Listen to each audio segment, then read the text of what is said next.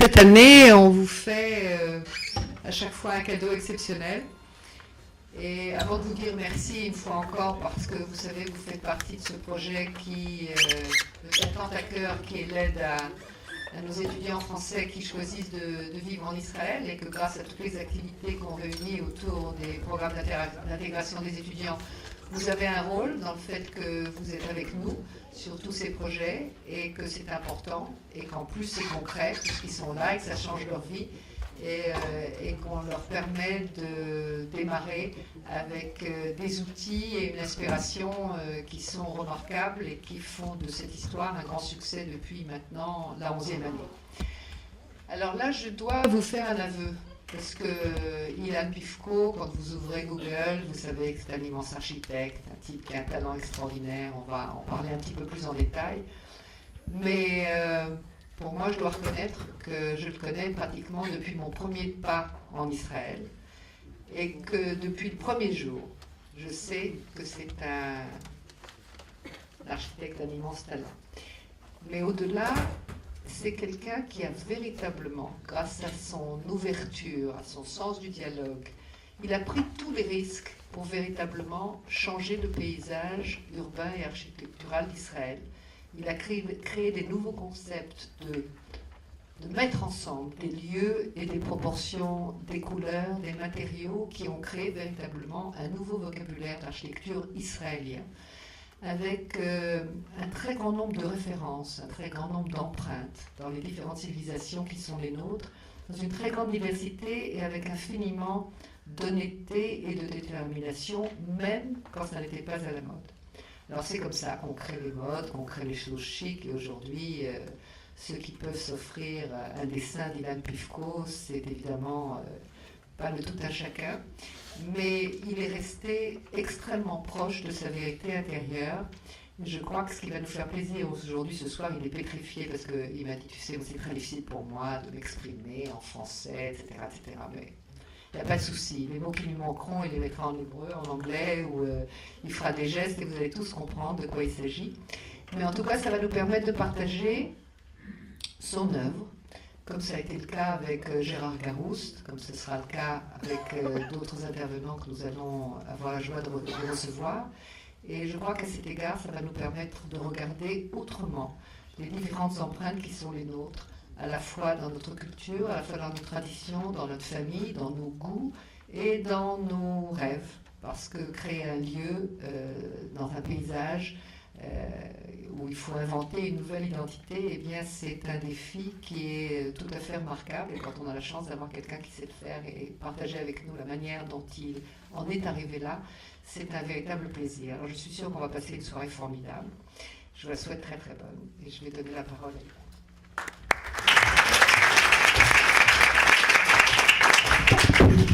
Merci beaucoup à Claude. Alors, comme elle a dit, je m'excuse d'avance, mon français n'est pas un français académique, et j'espère que quand même je peux me faire comprendre. Excuse.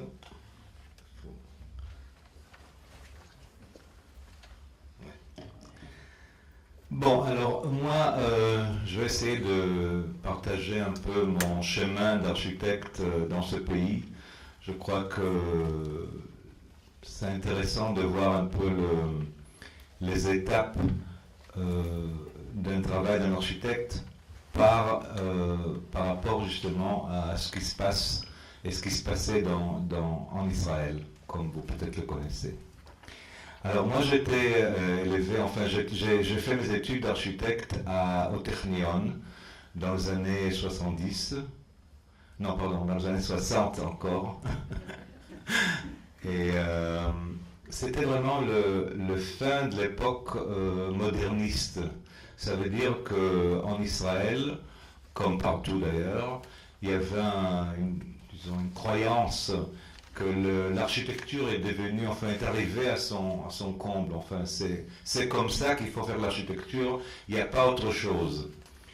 Et en Israël, comme dans d'autres pays du monde, on faisait l'architecture à la manière moderniste et il n'y avait que ça.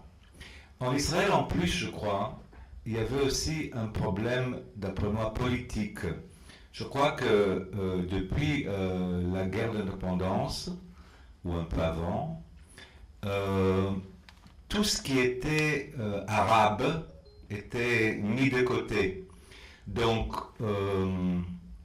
parce qu'avant, disons, dans les années 20, il y avait un orientalisme dans l'architecture en Israël, il y avait un genre de romantisme qui embrassait, si vous voulez, tout ce qui était régional, local.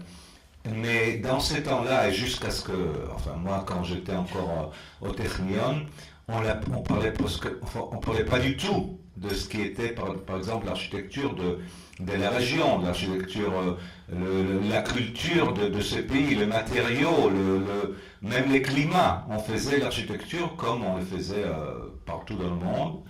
Et moi, je sais que j'avais vraiment un grand soif, un grand besoin de faire avec ce qui se passait ici, enfin de toucher aux matériaux locaux, enfin, vraiment ça me manquait. Et dès que j'ai terminé mes études, je savais que j'allais commencer à chercher un peu dans les racines de ce qui se passait ici. Et mon première œuvre, c'était pas en architecture, c'est là où j'ai connu Claude d'ailleurs. Dès que j'ai terminé mes études, j'ai ouvert une petite fabrique de meubles en rotin. Non, comme ça, non. Voilà. Ça s'appelait Gazebo. Et c'était vraiment une recherche parce que il y avait de meubles en rotin dans ce temps, il y avait un peu en Italie, un peu en Europe. Ici, il y avait quand même un genre de cottage industry à Gaza qui faisait des petits meubles en rotin, enfin pas très beaux, mais quand même avec un savoir-faire. Et moi, je cherchais, enfin, déjà à ces côtés de recherche de choses qui sont d'ici, qui viennent d'en bas. Et j'ai créé cette fabrique qui a très bien marché, qui s'appelait Gazebo. Là, c'est une photo de meubles qui ont été exposés à Paris, dans un magasin qui s'appelait Club des 10. Et après c'était à Jansin, enfin c'était un peu partout dans le monde. Et c'était vraiment la première fois que j'ai touché et avec...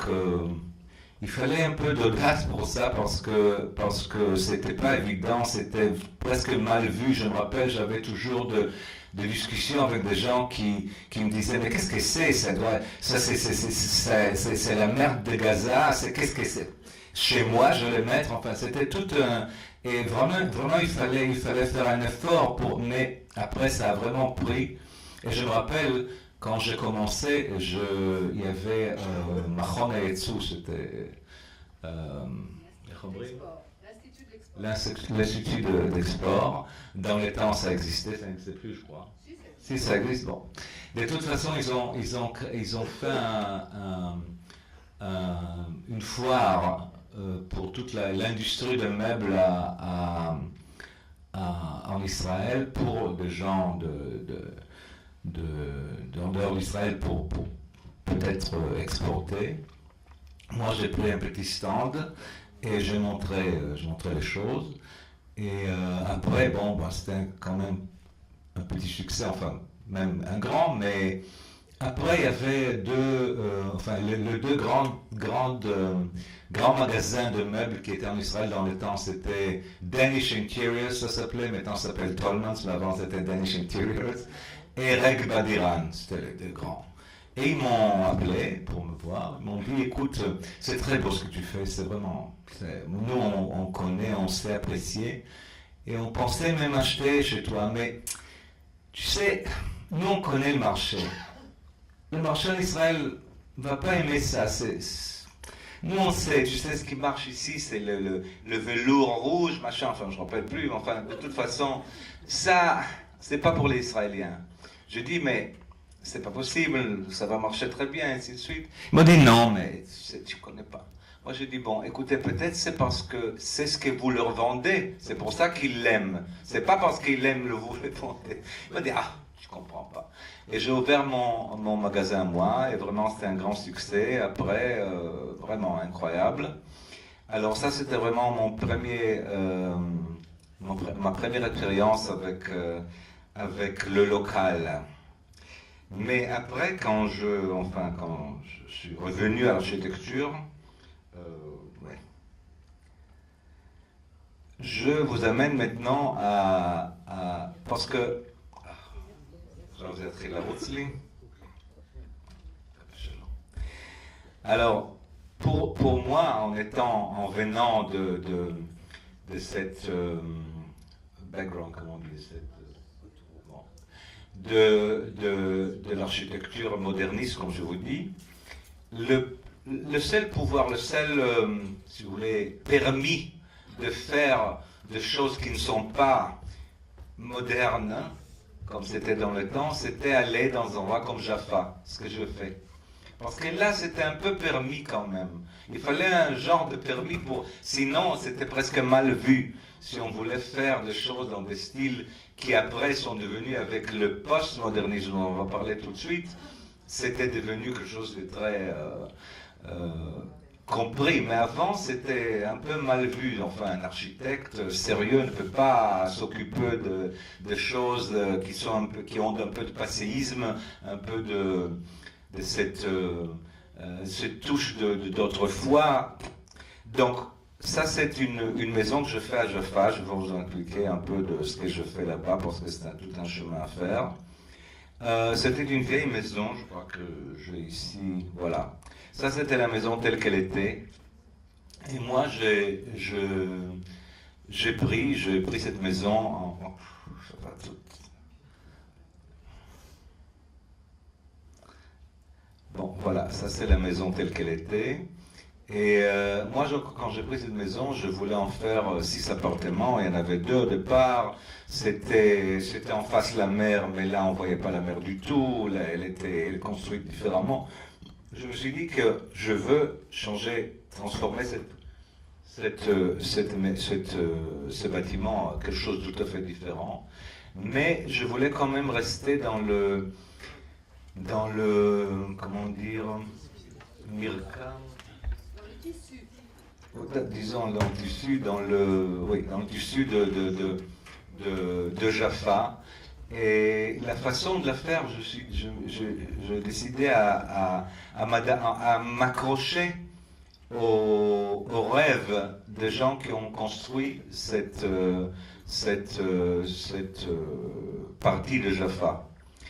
Et c'était en effet, donc il fallait caractériser, si vous voulez, le langage architectural de ce genre, enfin de ces rêves. Et j'ai compris que c'était un rêve qui, d'ailleurs on l'a, enfin ça vient en cycle, de faire comme ailleurs. Donc tout le gens, enfin c'était les chrétiens de Jaffa qui habitaient dans la Kasbah de Jaffa, l'ancienne Kasbah de Jaffa, et qui voulaient sortir de Jaffa et se créer un quartier à eux-mêmes. Et donc ils ont décidé de faire comme en Europe, bien sûr. Donc ils ont commencé à faire un urbanisme, enfin il y avait des lots, chaque lot avait des dimensions qui étaient à peu près les mêmes, et les maisons qui ont été construites étaient dans la façon européenne, avec la symétrie, avec les toits en tuiles, et avec le langage de la fenestration était vraiment européenne, enfin plutôt italienne si vous voulez. Mais il y avait un genre, malheureusement je ne peux pas vous montrer tout, mais il y avait toute une recherche qui a été faite sur comment ils ont fait. Donc il y avait une naïveté de créer ce qui était en Europe en pierre et tout, ici était en béton, en ciment, enfin, un peu naïf, un peu bas, mais comme je disais toujours, après 100 ans, les atrocités du passé deviennent les bijoux du présent. Donc, j'ai décidé de faire avec ça, et ce que je fais, si vous voulez, c'est, comme vous voyez, hop, pardon. Donc, il y avait le langage, mais en même temps, je voulais aussi toucher à quelque chose qui m'était, si vous voulez, un peu même plus important que la langue. C'était, si vous voulez, l'argot. Donc l'argot, c'est ce qui se passe avec une langue dans le monde, dans la rue. Et c'est la même chose qui se passait avec l'architecture dans le temps. Donc la ruine. La ruine, d'ailleurs, c'est un élément romantique qui existe depuis, enfin, l'architecture a flirté, si vous voulez, avec cet élément de la ruine depuis le 18e siècle. Mais moi aussi, je pensais que la ruine, parce que Jaffa, si vous voulez, est devenue, puisque elle était abandonnée et tout, on connaît l'histoire, est devenue un peu en ruine. Donc il y avait par exemple le mur qui était Mekulastim, comment on dit? Comment? De leur théâtre. Et la couche de le revêtement, enfin en crépi. Et donc on voyait la pierre. C'est une pierre qui s'appelle Kourkar, vous connaissez peut-être. C'est une pierre du pays. C'est une pierre de ce côté de la Méditerranée. Enfin, elle existe au Liban et ici. Et c'est une pierre de la côte, et qui est très très belle en elle-même, mais aussi devient encore plus belle quand elle est mangée par le vent. Enfin, elle devient, et c'est drôle parce que quelque part dans les yeux de Jean, puisque c'était comment dire, hasnacha, une négligence, donc on laisse le mur de se ruiner. Mais quand on n'est pas, quand on ne fait pas ces jugements, c'est quelque chose de très très beau. Donc vraiment ces murs qui ont plus on voit la mer, la pierre par.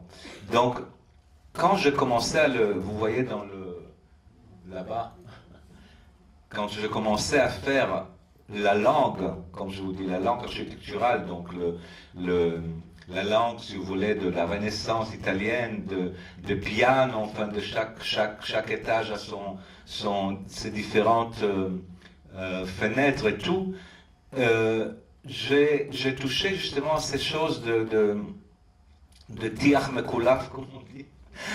Et j'ai décidé que je vais le laisser parce que c'est très très beau. Et je laissais tel qu'il est. D'ailleurs, je crois que quelque part, je décidais, et tout ça, c'était des choses qui étaient assez neuves dans le temps, parce que quelque part, l'architecture n'allait pas du tout vers ces endroits. Donc, j'ai décidé d'utiliser le temps comme un matériau de design. Par exemple, si vous voyez le coin du bâtiment, je laissais tel qu'il était, donc avec tout, enfin rien, je n'ai même pas nettoyé, enfin laisser les choses, si vous voulez, comme chez les personnes, les rides, enfin l'expression de la maison. Donc, voilà. Alors, quelque part, si vous voulez, c'était. Je crois que le fait que j'ai touché à un endroit comme Jaffa, ça m'a laissé d'aller vers tout à fait les différentes motivations pour faire l'architecture qu'avant. Avant, on faisait surtout avec cette école moderniste dans laquelle j'étais, c'était le Technion d'Haïfa. Il fallait que tout soit fonctionnel, que tout vienne d'une analyse. là, on allait vers quelque chose de beaucoup plus lyrique. Et ça m'a ouvert justement vers ces façons, ces côtés qui ont beaucoup plus de profondeur historique et jouer avec des matériaux d'ici, la pierre et tout. D'ailleurs, je vais vous raconter une histoire à propos de la pierre. Avant cette maison, j'ai fait une maison à Neve Tzedek, une des premières maisons de Neve Tzedek, c'était en 82, je crois. Et je voulais faire le sol avec la pierre de Jérusalem. Maintenant, on le fait partout, mais dans le temps, comment? Non. C'est pas possible, ça n'existait pas, ça c'est pour revêtement de... Non, c'est pas bon pour non. Donc je suis allé à Jérusalem chez le seul marchand de pierre de Jérusalem qu'il y avait. Et c'était fait pour Jérusalem, pour un revêtement de... Il m'a dit non, je ne peux pas, parce que je ne prends pas de responsabilité pour cette pierre, c'est pas possible, ça, c'est pas une pierre qu'on utilise.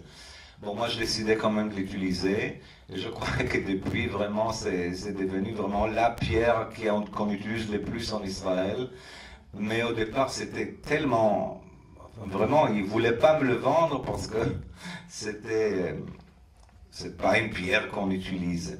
C'est vrai que dans le temps, on utilisait vraiment dans ce temps-là, et c'est drôle parce que depuis ces temps, maintenant tout le monde, enfin vraiment, on utilise ici en Israël, heureusement qu'on utilise vraiment le matériau d'ici, mais avant c'était pas du tout le cas, enfin c'était pas si évident comme c'est maintenant. Bon, voilà, alors un peu encore de photos de la maison. Si vous voulez, ça c'est un autre côté, si vous voulez, de ce que je voulais faire là-bas. Et ça c'est déjà un peu personnel. Mais j'ai toujours aimé, et j'aime toujours d'ailleurs, de faire des choses qui sont un tout petit peu, juste un tout petit peu inattendu, enfin, quelque chose dans les proportions n'est pas comme on attend, quelque chose dans le dimension, quelque chose dans la définition de ce qu'on voit. Par exemple, ça c'était les salons, donc on arrivait là-haut dans cet appartement, qui était les miens d'ailleurs, et on ne savait pas si on est dans une terrasse fermée ou dans une loge ouverte. Il y avait quelque chose de pas comme toujours, pas comme les autres endroits. Et pour moi, j'utilise beaucoup ça parce que quelque part, je trouve que c'est une moyen de faire les gens participer à mon œuvre. Parce que le temps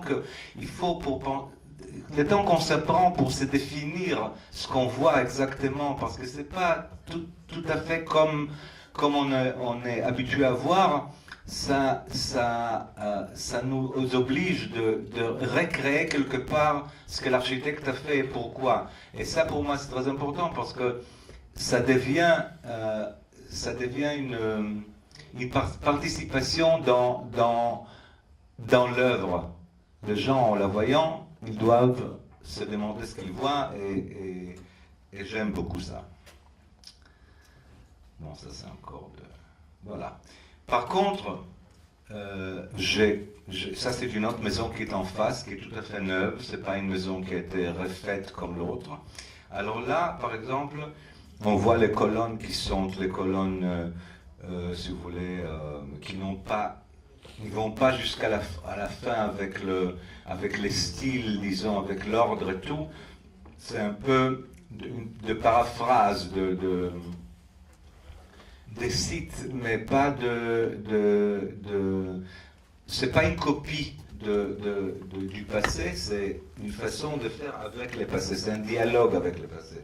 Donc, quand c'est une maison qui existait, c'est une chose, mais quand on fait dans le style avec un autre style, il faut quand même donner de soi-même et donner plus du contemporain pour mélanger, pour ne pas donner une sensation de fake, comment on dit, de faux. Voilà. Voilà, ça c'est une maison qui était en face. La mère a un rôle très important dans cette maison. Voilà. Pardon? Laquelle? Non, non. C'était comme ça, enfin, ça c'était créé de rien, enfin, c'est nouveau ça, c'est pas une vieille maison celle-ci.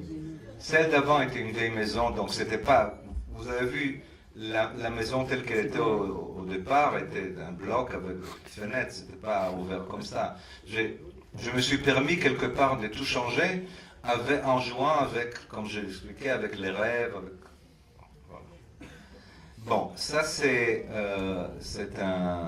une tour que je fais sur les Halons après. Enfin, il y avait toute une époque où je jouais avec les matériaux locaux, avec ce langage. Enfin, je l'ai fait dans des maisons que je fais à Herzliya ou pas seulement à Jaffa, mais avec à Herzliya par exemple ou à Kfar Shmariah où je fais une maison, si vous voulez, avec quelque part avec ce style dont je vous ai montré, mais c'était pour moi un mélange d'une maison de Moshav avec une villa romaine. C'était un temps où le pays, je crois, avait ce besoin de festive quelque part, parce qu'on vit dans un pays qui, dans ces temps-là, jusqu'aux années 70, 80, il y avait un genre de Nézirut. Oui. Spartiate, ça c'est oui, Sparti. Mais oui, un peu qui se laissait pas, voilà. Enfin, il fallait être Hatzne Alechet, ça s'appelait en hébreu. Ça c'était le grand motto, ça veut dire soyez modeste, soyez petit. Et je crois que dans ce temps-là, dans cette époque, il y avait on a commencé à sentir un grand besoin de vraiment hédoniste quelque part, de commencer à avoir plaisir. Ce qui n'était pas évident avant. C'était pas trop permis avant. Il fallait faire beaucoup de choses, mais faire plaisir, avoir plaisir, se faire des grandes maisons, jouer, enfin. Célébrer la vie, c'était pas évident. Et je crois que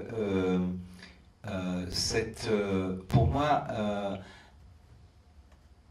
ces besoins justement, je voulais, si vous voulez, mélanger entre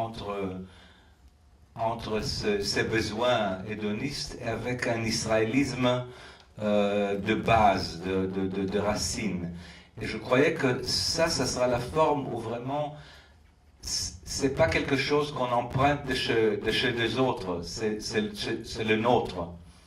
Et bon, je n'ai pas amené des maisons de cette époque, mais parce que un peu trop de faire voir, mais c'était vraiment dans ce sens de se laisser vraiment jouir plus de la vie. Après, bon, il y avait cette maison. Moi, je me considère comme un architecte contextuel. Et si le contexte de Jaffa était tel qu'il était, ça c'était sur la Halon, donc un peu pas de contexte quelque part. Et je pensais que je veux faire. C'était un tout petit terrain de 700 mètres. Et le client est venu me voir et m'a dit on me laisse faire deux petites maisons, moi je veux faire plus, je veux faire quelque chose. Il est allé voir le maire lui a dit écoute, ça c'est sur le coin de Ramat Gan sur la Halon, si tu me fais quelque chose d'iconique, je vais t'arranger ça. Alors je me suis dit que qu'est-ce qui est iconique dans une ville, c'est une tour. Toujours le tour un clocher, enfin toujours le tour, dans une ville qui est un peu pareil, il y a toujours le point qui donne l'identité, c'est toujours une tour. Alors je me suis dit, puisque c'est un tout petit terrain, si on va faire quelque chose d'assez haut, ça va avoir les proportions d'une tour. Voilà, alors ça c'est au fond du parc, national de Ramat Gan, et à Parc Alaoumi, et sur l'Ayalon. Et donc je me suis dit, bon, ben, je vais faire ce tour, un tour donc, sur 700 mètres, il faut vraiment l'imtor, comme on dit, tirer vraiment pour que ça soit une tour. Et je décidais de faire d'abord un bâtiment. Donc il y a comment dire, la base qui est faite en verre, et là-haut il y a un genre de pont, un pont qui attrape tout. Et la forme, parce qu'on m'a demandé très souvent, pourquoi tu as fait ça? Qu'est-ce que tu avais dans la tête quand tu as fait ça? Je me suis dit, pas ce que vous pensez. C'était parce qu'il y avait parce qu'il fallait, pour des raisons du mobilier, faire le plus de surface là-haut. Donc c'est pour ça qu'il y a cette forme de champignon. Et c'est pour ça que depuis on me demande toujours pourquoi je fais comme ça. Mais moi je fais justement cette forme qui était tout à fait analysée. Je viens quand même d'une école moderniste. Et donc, il fallait faire une tour qui a là-haut beaucoup plus de surface qu'en bas. Mais pour faire de tout ça un tel, j'ai pris, si vous voulez, je suis venu tout de suite après Jaffa, j'ai pris les éléments, un élément de l'architecture de Jaffa, c'est l'élément de l'arc pointu qui est partout dans Jaffa, vous le connaissez sûrement. Et j'en ai fait quelque chose en 3 dimensions, une genre de pyramide qui a, si vous voulez, vous voyez là-haut, il y a un genre de coupole, mais la coupole est pointue. Et ça, c'est un élément que je refais de mon mémoire de Jaffa. Et c'est une tour où chaque étage est un appartement différent. Il y a même des appartements qui ont 2 étages. Donc c'était assez spécial parce qu'avant cette maison, il n'y avait même pas des tours, mais il y avait de rav commodes, ça veut dire jusqu'à 14, 15 étages. Et c'était toujours de bâtiments en forme de H. Donc il y avait 4 appartements autour des escaliers, les ascenseurs. Il y avait 4 appartements, presque tous dans le pays, le même genre, les mêmes façons, presque les mêmes dimensions. Et c'était très ennuyant. Donc vraiment, dans ce temps-là, tout ce que, si vous vouliez quelque chose de spécial, il fallait se construire une petite maison. Ce qui, d'après moi, était assez bête, parce que vraiment, on vit dans un pays qui est tellement dense, où il faut vraiment commencer à se faire des choses, à construire en hauteur. Et donc là, c'était chercher une autre qualité d'habitation. Donc avoir justement cette sensation d'avoir une villa dans l'air. Il y avait 360 degrés non. Voilà, mais une petite anecdote. Quand j'ai fait les dessins de la maison, ça m'a paru comme un warrior. Un guerrier. Et je pensais que je vais faire peut-être un hommage à une autre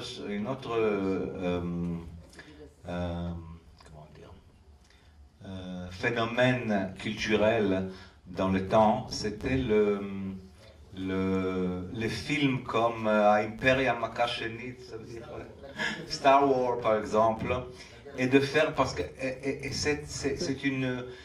c'est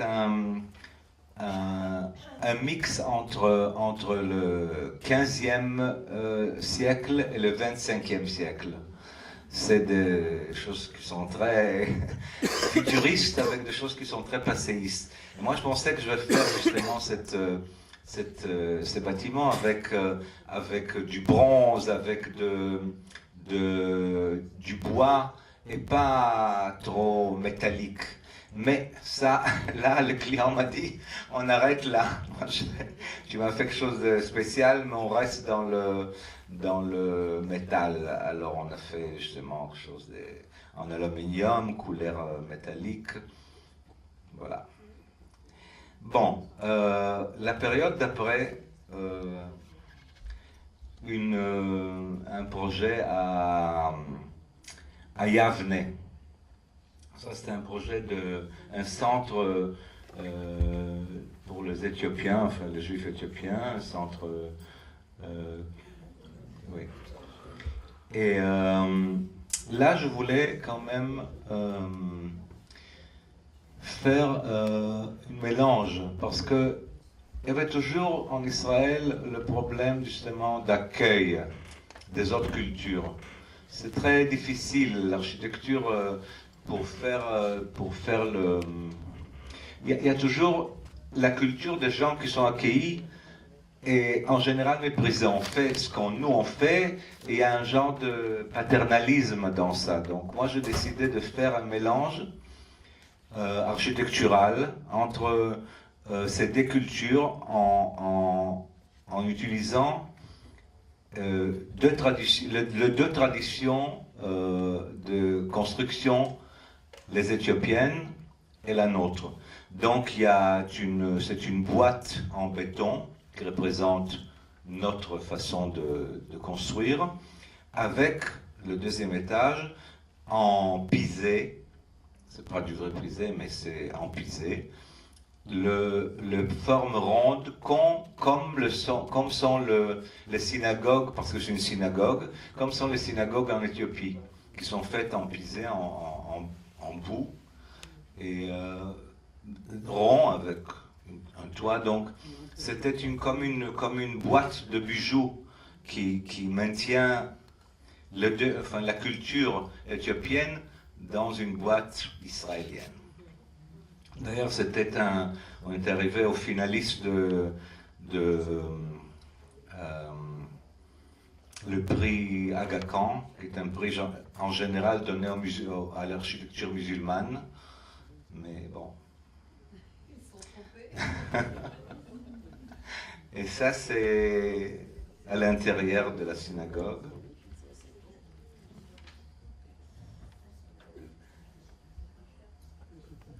Et d'ailleurs, ils aiment beaucoup les Éthiopiens adorent justement, je crois que pour ça, ils ont beaucoup de fierté de leur centre. Ils aiment beaucoup, ils ont été interviewés plusieurs fois.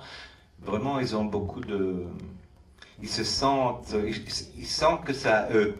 Même que c'est vraiment très, très, très contemporain, c'est pas vraiment leur façon, mais on sent que ça donne un respect, je crois, à leur culture, ce qui est très important, ce qui malheureusement en général on ne donne pas aux immigrés qui arrivent.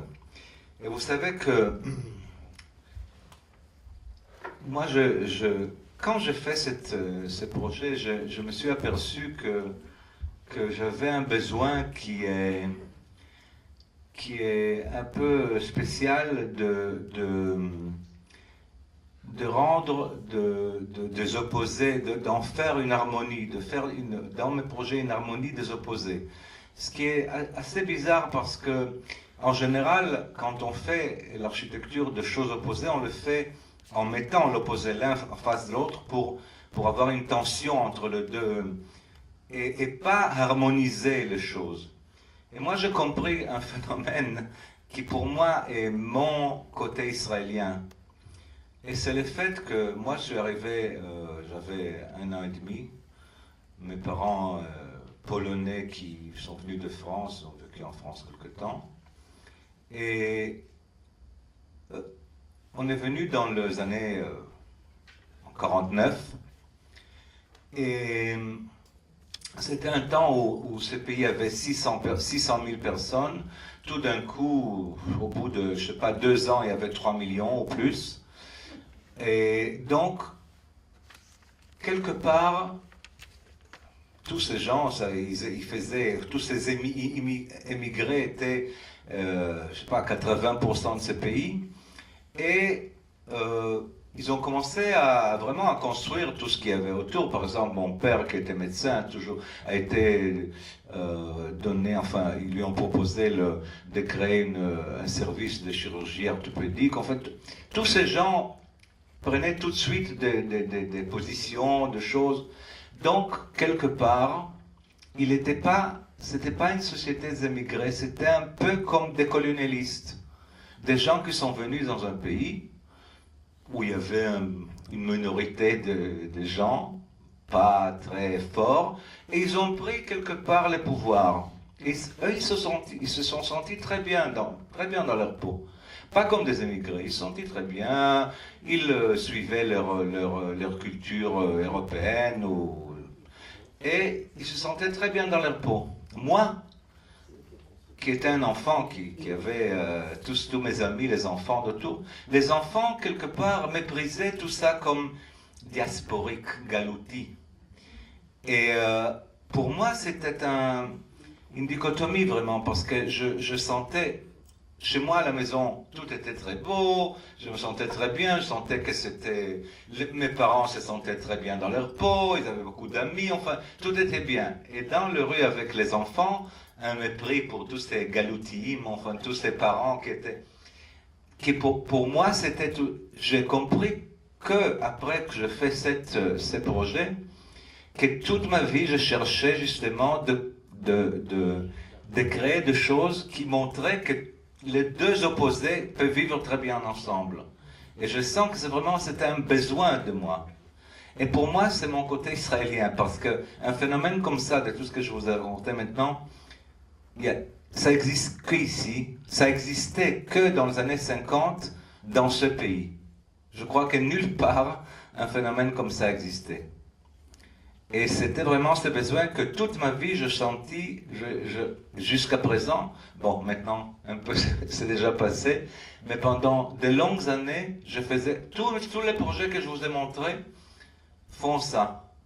Les projets de Jaffa, les projets sur le Ayalon, tout ça, ce mélange entre des choses qui sont en principe opposées et que vraiment je fais tout pour rendre harmonieux, que rendre un, d'en faire un. Pardon? Faire l'osmose. Voilà. C'est vraiment le mot.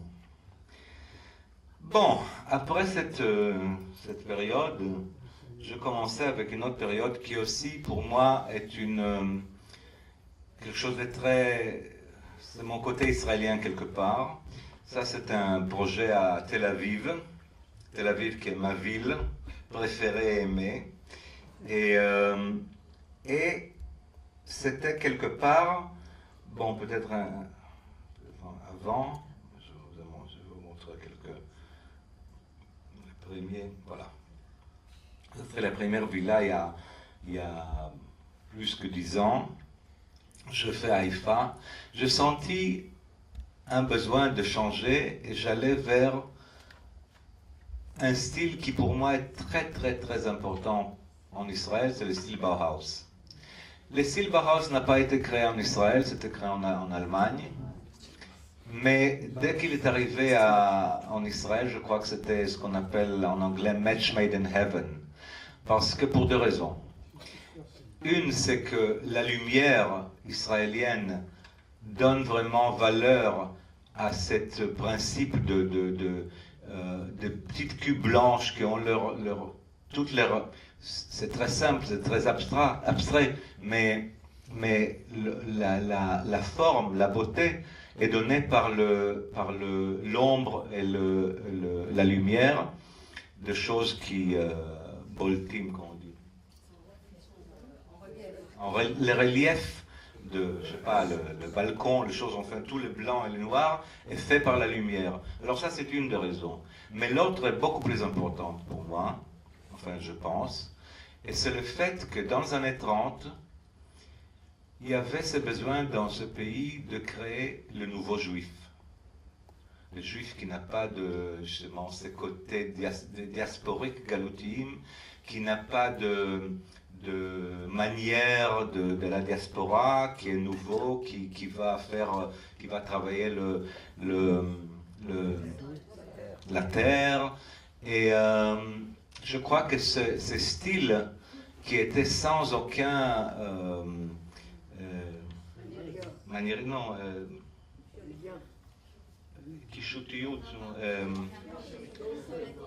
décoration enfin, voilà. Et le fait qu'il était tellement pur et abstrait, ça allait, je crois, justement avec ses besoins de se créer quelque chose, un style qui n'a pas de rien, qui est pur et blanc et simple et sans ornementation. Rien, il n'est pas ornementé.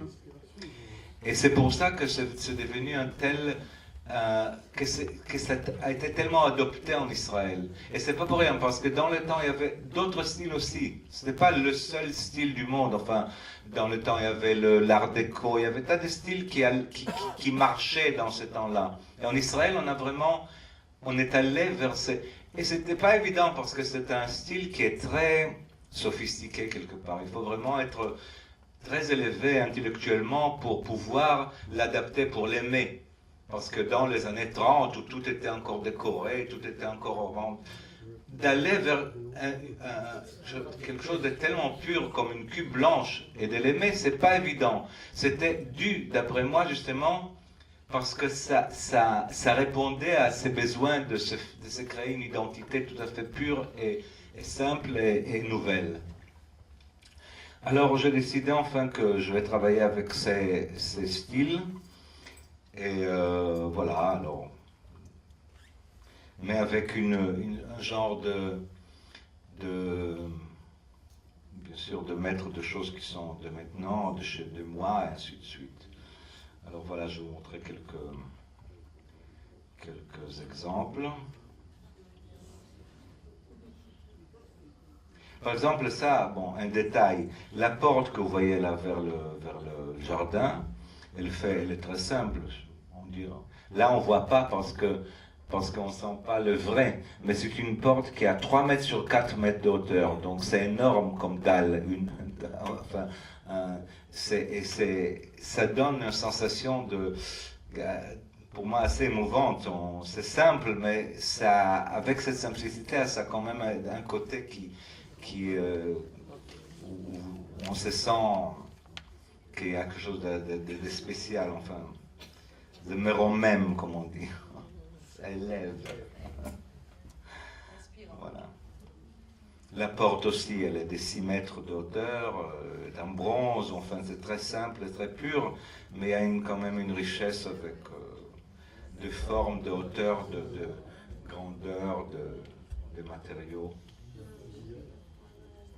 Une autre maison aussi, une porte de 6 mètres.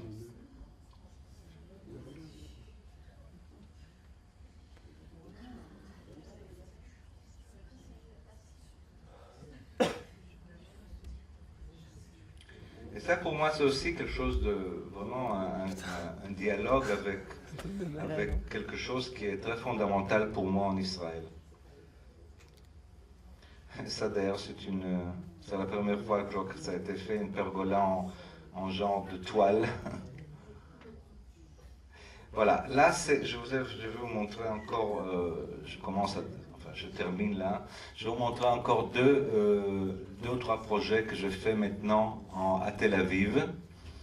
Il y a 2 projets que je vais vous montrer là, qui sont chacun de 300 appartements, qui sont aussi quelque part dans le style, si vous voulez, ça vient de ce Bauhaus, comme on a dit avant. Ça, c'est un projet qui s'appelle Blue, qui est sur un terrain qui est totalement refait en bassin d'eau, sur lequel ces 6 tours, elles ne sont pas de tours, il n'y a que 13 étages, mais bon, c'est quand même des tours.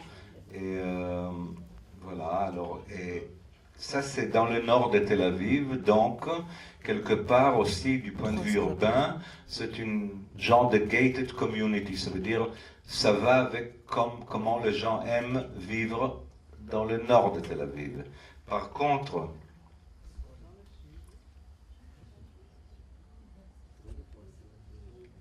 ça c'est un autre projet aussi de 300 appartements qui est sur Florentine.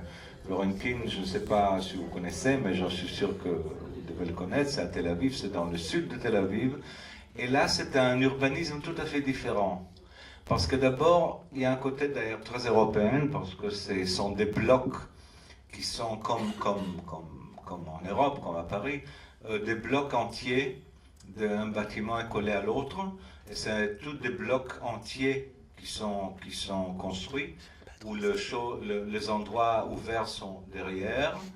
Et il y a en bas de magasins, en haut il y a des appartements, donc il y a un mélange de commerce et d'habitation. Donc c'est tout à fait une autre vie que l'autre. L'autre est beaucoup plus, comme on dit, suburbia. De banlieue, voilà. Et là, c'est plus urbain quelque part pour moi. Et là, bon, les formes sont comme elles sont parce que il y a ce qu'on appelle Tornit Binyanir, c'est les plans de zone qui ont exigé, enfin, pas ces formes-là, mais des choses qui, les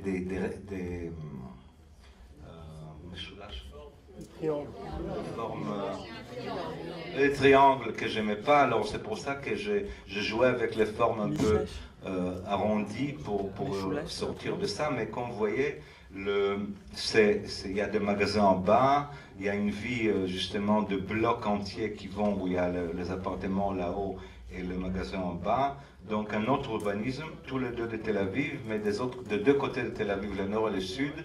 Et comme le nord et le sud de Tel Aviv sont différents dans leur manière de vie, façon de vie, c'est pareil ici. Voilà, vous voyez l'allée principale.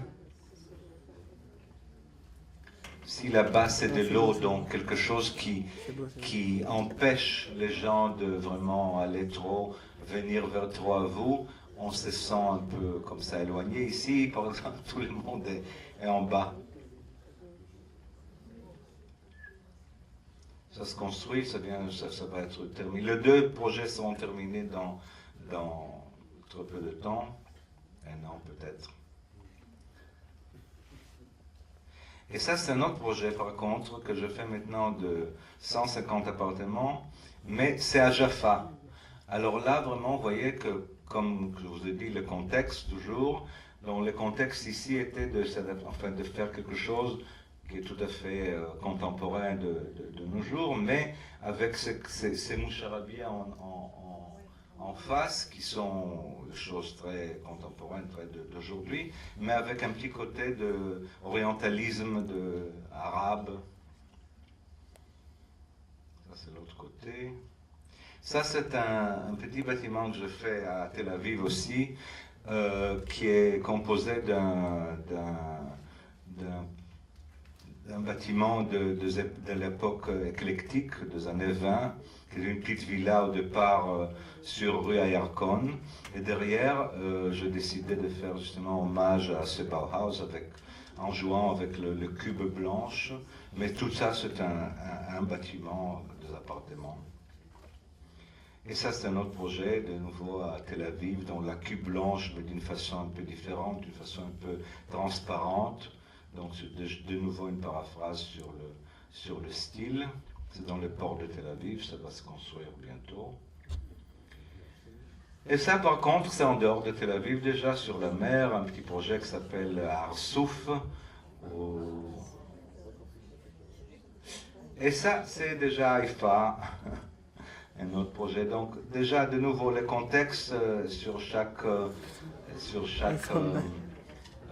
endroit, sur chaque site. Ça, c'est à Bat Yam, sur un petit terrain en triangle très, très fin. Donc, le contexte, ça, c'est le contexte de la forme du lot qui a créé justement l'architecture. Et voilà. Je vous remercie.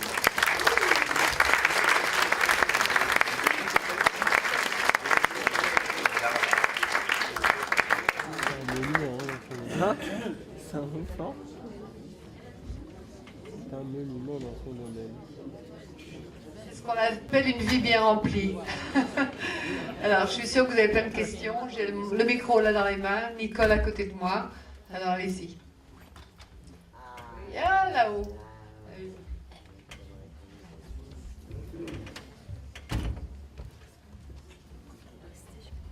Bonsoir et félicitations, très admiratif de tout ce que vous construisez. Je voudrais vous préciser que je ne suis pas gauchiste, si vous comprenez le mot gauchiste. Oui, je comprends. Oui. Mais je voudrais vous demander si, quand on est architecte, on ne construit que pour les gens qui sont riches.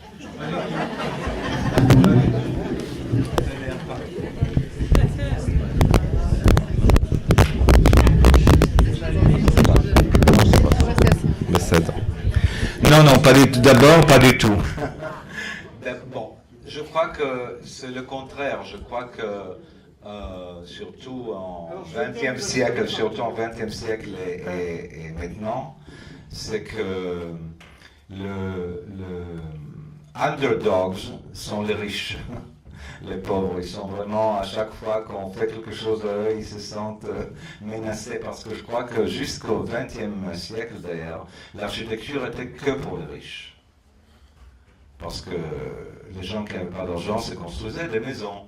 Mais l'architecture était pour l'aristocratie, la religion, pas pour les pauvres, jamais pour les pauvres. Mais depuis le XXe siècle, ça a changé complètement. Et je crois que la plupart de l'architecture qui est faite dans le monde est faite quand même pour les gens qui ne sont pas riches. Et moi aussi d'ailleurs. Donc je fais, par exemple maintenant je fais un projet, je viens de terminer un projet, la planification d'un projet à Rosh-Haïn, qui est de 1000 appartements, qui ont été vendus en 3 heures. Il y a 2 semaines, vendredi il y a 2 semaines, en 3 heures, c'était je crois, un 6 Guinness, comme on dit, comble. Et je fais un autre projet maintenant à Yavne, aussi de 1000 appartements, aussi pour de très bons prix, pour des gens qui ne sont pas riches. D'ailleurs, j'adore faire ces projets parce que d'abord, je sens que je touche vraiment d'abord à beaucoup de monde, à des gens jeunes. Et j'adore faire ça. Je crois que je peux amener quand même à des appartements parce que je ne crois pas qu'il faut beaucoup d'argent pour faire une bonne architecture ou pour faire un joli appartement, un bel appartement. Il faut avoir un peu de talent, c'est tout. Donc quelque part, j'adore justement faire ça. On fait d'ailleurs avec de nouveaux logiciels et tout, on fait vraiment tout à fait une nouvelle méthode qui pour moi est très excitante de faire vraiment une industrie de pouvoir créer énormément de appartements d'autres qualités, une bonne qualité, surtout architecturale, dans les espaces qui sont beaux et tout. Et je fais vraiment maintenant, on fait des milliers d'appartements, même à Netanya d'ailleurs, pour des gens qui ne sont pas riches. Voilà. Deux questions. Je peux savoir comment vous avez pu avoir le marché de centre communautaire Utopia. Est-ce qu'il y a eu un appel d'offres? Est-ce que vous avez une connaissance pour faire ce centre? Non, ben ça c'était un peu plus simple, pardon. Et deuxième question, est-ce que vous avez quitté la réunion de Haïfa en 70? Est-ce que ça existait déjà des constructions antisismiques? Une quoi? Construction antisismique. Ah oui. Bon, alors première question est très simple. C'était une donation d'une femme d'Anvers qui a donné à l'agence juive l'argent pour créer cette... et on lui a proposé, on lui a fait un projet qu'elle n'a pas aimé du tout. Elle a exigé que ce soit elle qui choisit l'architecte parce qu'elle n'a pas aimé, elle voulait quelque chose de spécial et elle est venue vers moi. Moi j'ai accepté et voilà. Donc ça c'est simple. Mais en général, je ne crois pas qu'enfin il y a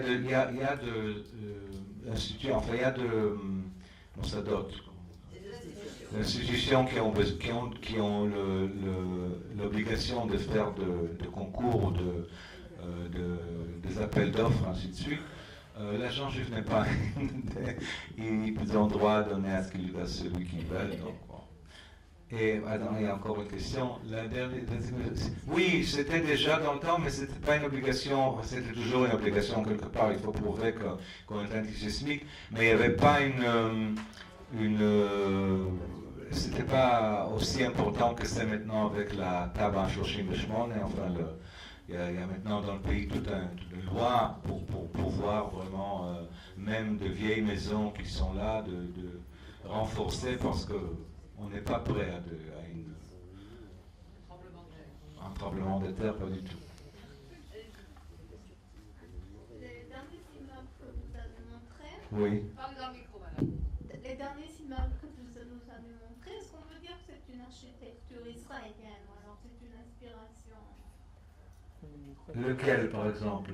C'est tout blanc comme ça. La tour blanche ronde. Les quatre immeubles avec les magasins qui sont modulés.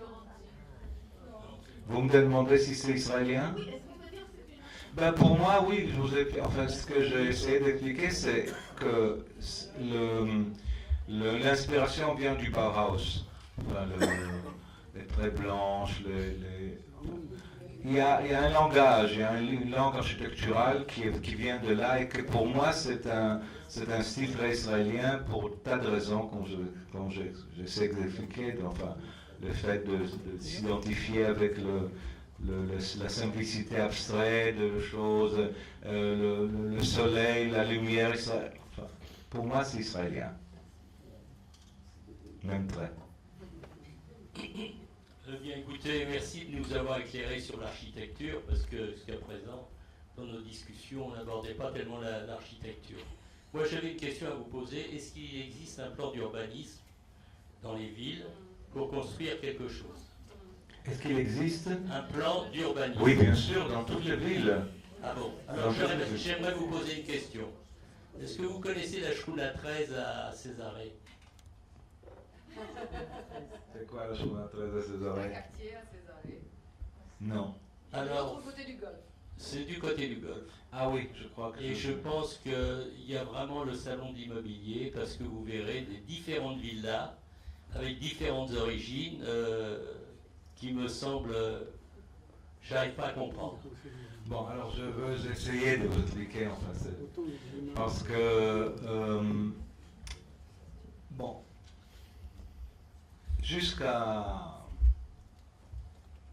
Jusqu'au XXe siècle, l'architecture était vraiment une fonction de la technologie de construction.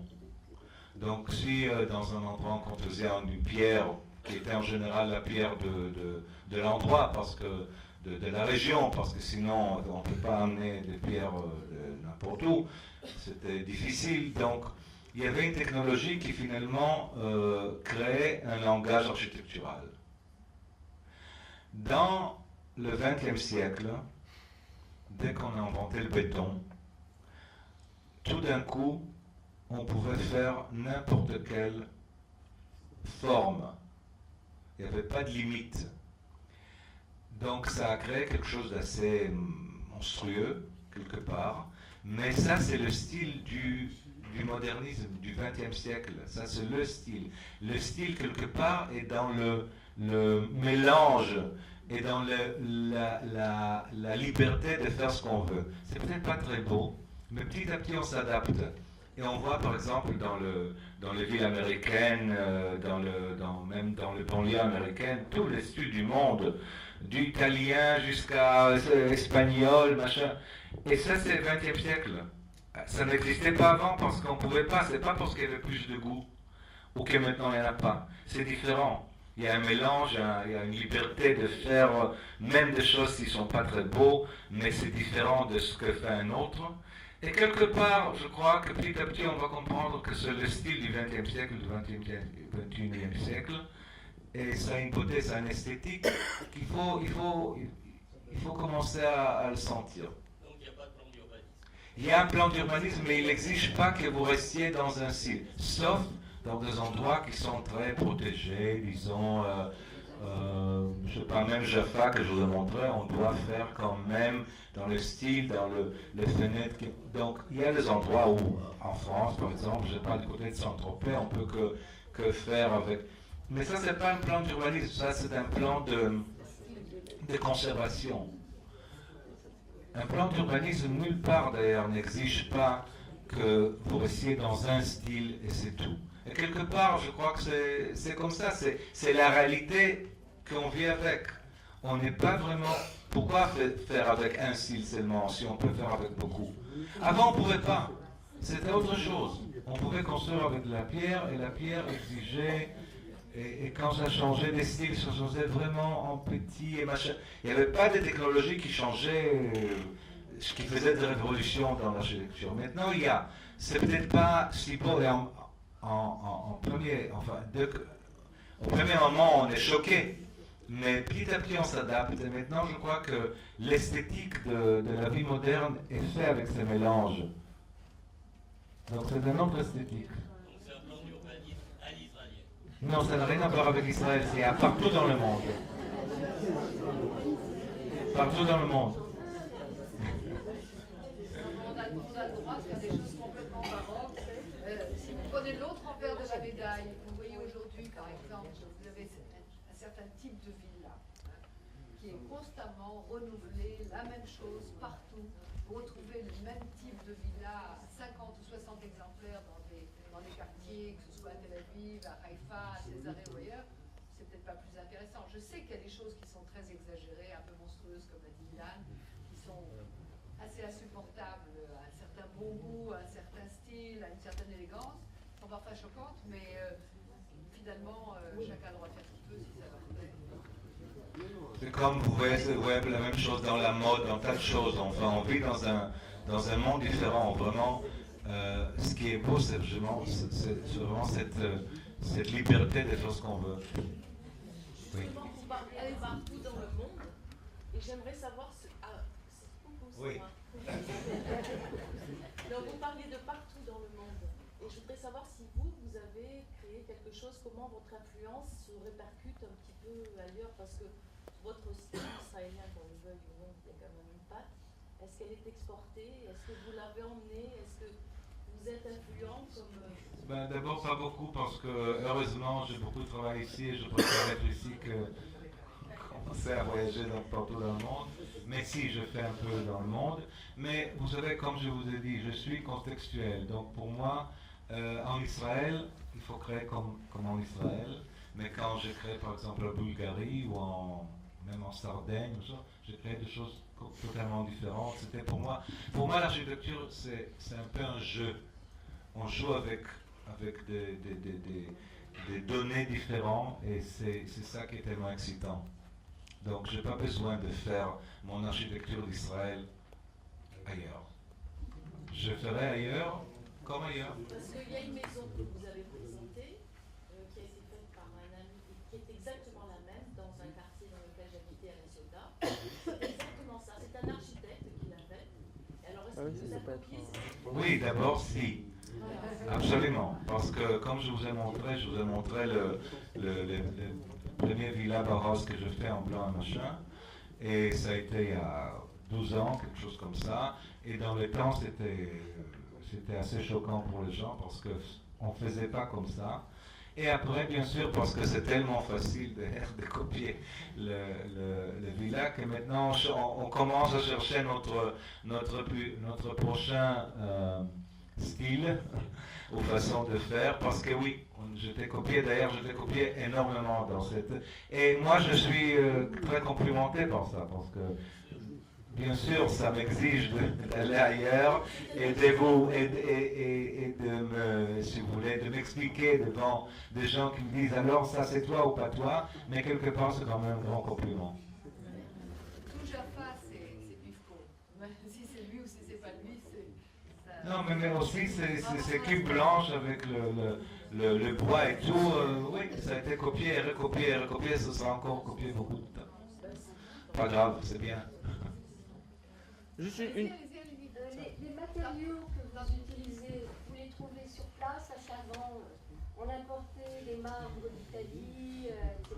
On fait de tout, mais dans les temps, j'ai beaucoup cherché. Et jusqu'à présent, j'aime beaucoup faire avec les matériaux d'ici. Comme je vous ai dit, je vous ai raconté l'histoire avec la pierre de Jérusalem. Après, on a trouvé une autre pierre israélienne en gris qui s'appelle Jat, que aussi j'ai beaucoup travaillé avec. Mais je suis pas, enfin, je me sens pas obligé de faire qu'avec ça, pas du tout. Je fais avec ce qui me plaît. Parfois c'est israélien, parfois non. Mais oui, je cherche, j'aime. Juste une question par rapport à Tel Aviv. Micro. Non mais il marche pas ce micro. Une question par rapport à Tel Aviv. Justement, on a vu que vous avez l'un des projets les plus conséquents de votre carrière, là, le projet Blue, c'est ça, qui était à Tel Aviv en construction en ce moment. Ça va, ouais. Ah, vous entendez. Je voulais savoir justement quels sont à peu près vos liens avec Tel Aviv, parce que on avait un architecte français qui s'appelait Le Corbusier, qui en 1925 avait tenté de rénover Paris. Et en voyant tous ces projets que vous êtes en train d'aménager en Israël et particulièrement à Tel Aviv, on sent une sorte de connexion entre vous et cette ville, et c'est vraiment quelque chose qui est très qui est très flagrant dans vos projets. Donc j'aimerais savoir vraiment quels sont vos liens avec Tel Aviv.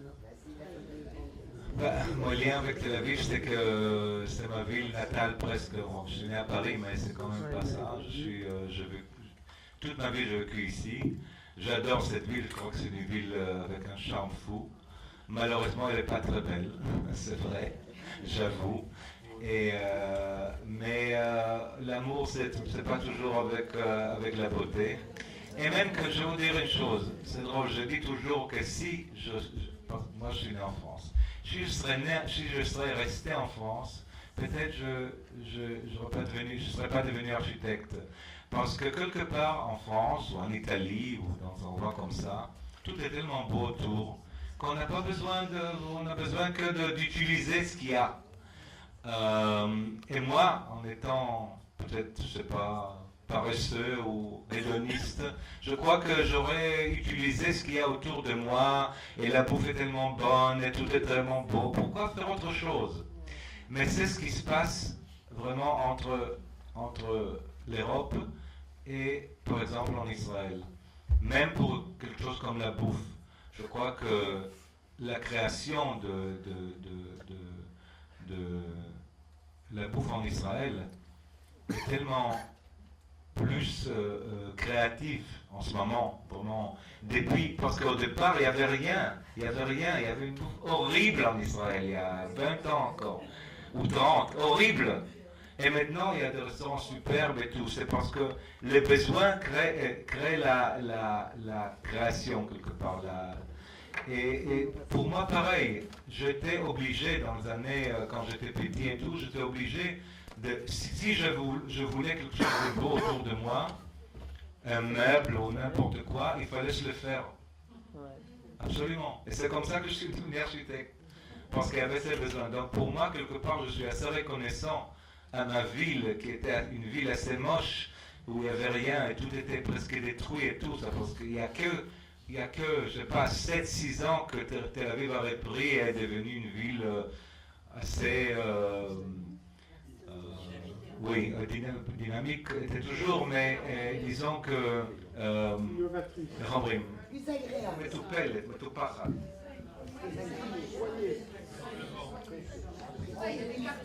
Oui, bien sûr, enfin, ça commence à être soigné. Mais avant, c'était pas une ville belle, mais il y avait quand même cette besoin de se créer son propre environnement.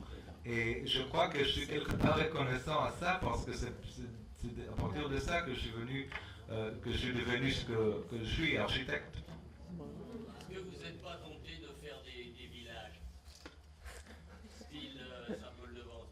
Oui, avec plaisir. Moi, je suis tenté à faire tout.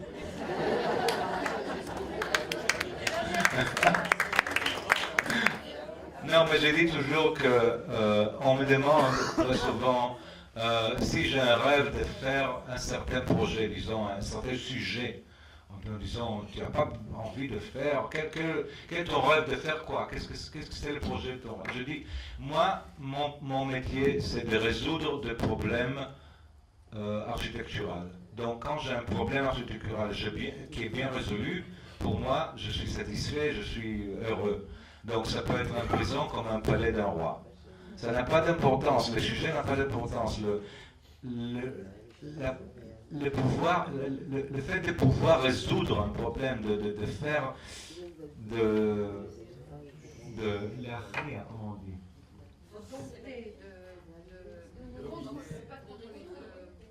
Conquérir le problème, c'est ça qui me fait ça me donne ce plaisir. Alors on va deux questions, allez vous et le jeune homme. Oui, bonsoir. Vous faites des projets magnifiques, merci. Mais je les trouve extrêmement différents les uns des autres. Oui. Une tour à Batia, mais un quartier florentine, et une villa à Jaffa, ça n'a vraiment rien à voir. Je souhaiterais juste savoir sur un plan personnel pour vous, quel est le projet qui vous donne le plus de plaisir, et là où vous réalisez le plus en fait. Une villa à Jaffa ou une villa à Herzliya, ou une tour ultra moderne à Batia. Ben, je crois que, c'est ce que je viens de dire. Pour moi, d'abord, je travaille en contexte. Donc pour moi, d'abord, c'est la problématique d'un projet, d'un lieu, d'un endroit, d'un sujet qui est important. Et la façon dont je m'approche et je résous le problème, c'est ça qui me donne la satisfaction. Donc ça n'a pas d'importance si c'est à Jaffa ou à Dimona. C'est le fait de pouvoir créer avec les données que j'ai et de résoudre un problème et de donner une réponse, c'est ça qui m'excite. Donc, pas de différence. Si vous aviez des conseils à donner, si on veut étudier ça, des écoles, des conseils, s'il faut... Pour des gens qui ont envie de faire de l'architecture, ne faites pas.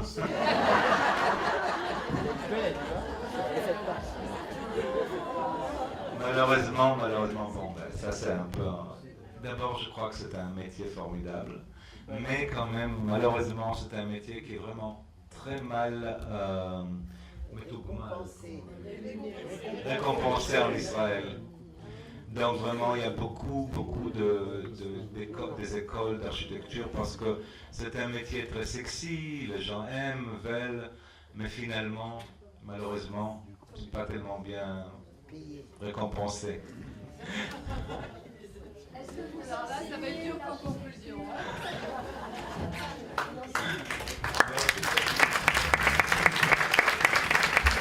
Voilà.